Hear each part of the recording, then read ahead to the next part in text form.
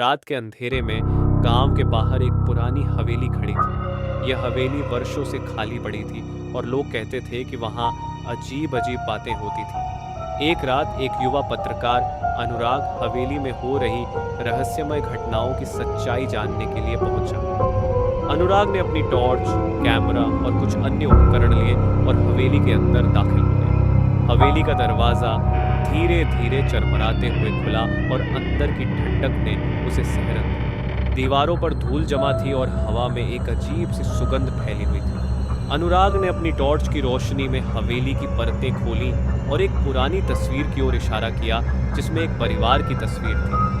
जैसे जैसे अनुराग ने हवेली की गहराइयों में कदम बढ़ाया, उसने सुनी फुसफुसाहटें और कभी कभी ठंडी हवा का झोंका महसूस किया।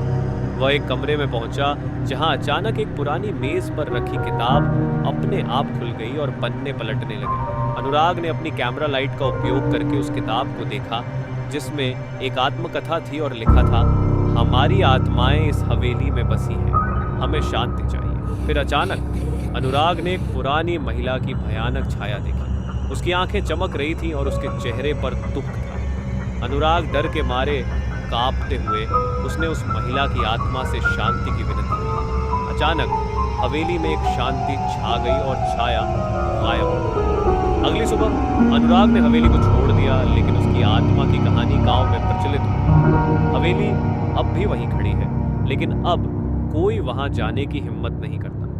अनुराग की कहानी ने हवेली की रहस्यमय रात को एक नई पहचान दी और उसने सबको यह सिखाया कि कभी-कभी आत्माओं को शांति देने से ही उन परिमाणों से छुटकारा मिलता है।